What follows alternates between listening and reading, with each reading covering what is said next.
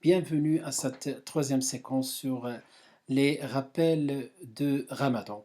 Et aujourd'hui, Inch'Allah, bihawlillahi ta'ala, et peut-être on va le faire en deux fois, on va essayer de répondre à cette question-là, comment devrions-nous accueillir le mois du Ramadan? كيف يجب علينا أن نستقبل شهر رمضان؟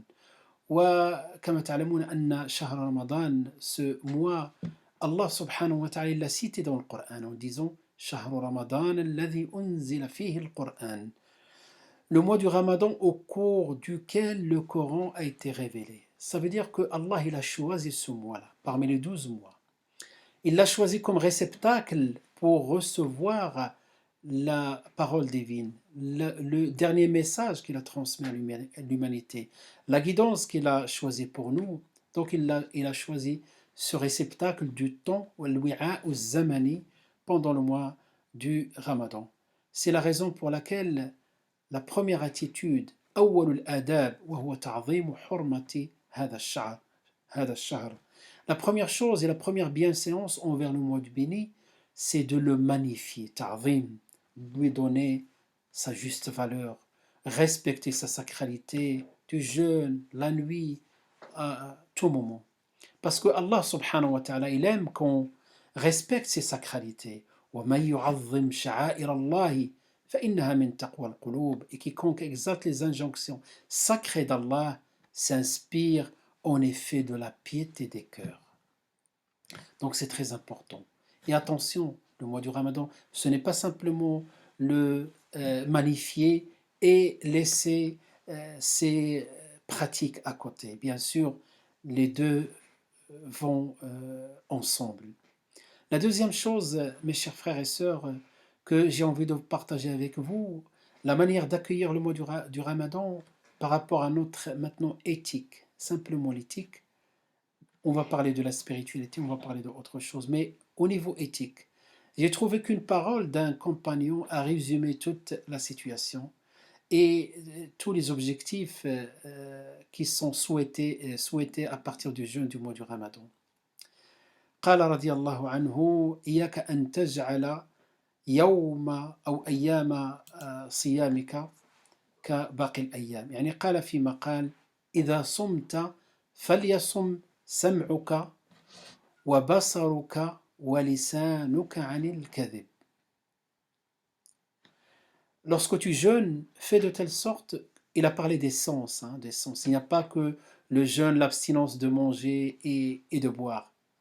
Il a dit, en s'inspirant bien sûr des hadiths du prophète sallallahu alayhi wa sallam, lorsque tu jeûnes, fais de telle sorte que ton ouïe, ton regard et ta vue et ta langue jeûnent par rapport, et s'abstient, donc le terme jeûne, ça veut dire s'abstenir, s'abstient de faire du haram, de dire du haram, d'écouter du haram, wa hakada.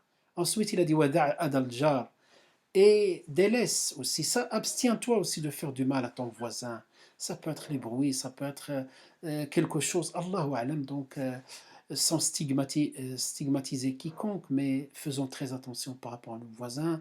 Quand on se lève, ils ne sont pas censés de jeûner. Ils sont pas, quand je dis ils ne sont pas censés de jeûner, parce qu'ils sont beaucoup parmi eux qui ne sont pas musulmans, mais on doit donner l'image de l'islam, et surtout dans cet aspect-là du respect de la sacralité des voisins. Hurmatu al-jar. Ensuite, il a dit وَلْيَكُنْ عَلَيْكَ وَقَارٌ وَسَكِينَ يَوْمَ صَوْمِكَ. Et fais de telle sorte que tu dégages du respect et de la sérénité le jour de ton jeûne. Et ensuite, il a conclu sa parole par وَلَا تَجْعَلْ يَوْمَ صَوْمِكَ وَيَوْمَ فَطَّرِكَ سَوَاءً. Et fais de telle sorte que ton jeûne, le jour de ton jeûne et le jour ordinaire ne soient pas les mêmes. Donc un jeûneur, on parle souvent de l'éthique du jeûneur. Et l'éthique du jeûneur, on trouve à travers les hadiths du prophète sallallahu alayhi wa sallam. من لم يدع قول الزور والعمل به فليس لله حاجة من أن يدع طعامه وشرابه. Celui qui ne délaisse pas le mensonge et la pratique de faux témoignages, Dieu n'a pas besoin de son renoncement à son repas et à ses boissons.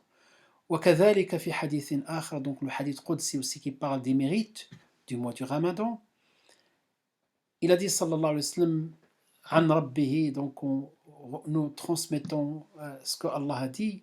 Donc, فإن سابه أحد أو خاصمه فليقل إني صائم إني صائم. Et si quelqu'un donc le provoque, hein, donc pour faire court, le provoque ou l'insulte, qu'il réponde je jeûne, je jeûne. Imaginons mes frères et sœurs, aujourd'hui quelqu'un vous a provoqué et vous dites je jeûne, je jeûne. Quelle va être sa réaction? La moindre des choses, il va être surpris. Qu'est-ce qu'il est en train de dire? Parce qu'aujourd'hui, nous avons tout simplement, mes frères et sœurs, ce terme-là, je jeûne, c'était un code autrefois. Tout le monde savait que le jeûneur avait une éthique exemplaire. Tout le monde savait que le jeûneur, non seulement il s'abstient de manger et boire, mais il s'abstient aussi par rapport à sa colère et par rapport aussi à un certain nombre de choses. Et donc aujourd'hui, si on nous dit parce qu'on a perdu cette, cette éthique, on a perdu même ce code. Autrefois, c'était un code entre eux. Ici, quelqu'un dit je jeûne, on sait très bien, comme il a dit Jabir ibn Abdillah, إذا صمت فليصم سمعك وبصرك ولسانك عن الكذب ودع أذى الجار. هذا وصلى الله وسلم وبارك على سيدنا محمد وعلى آله وصحبه أجمعين والحمد لله رب العالمين.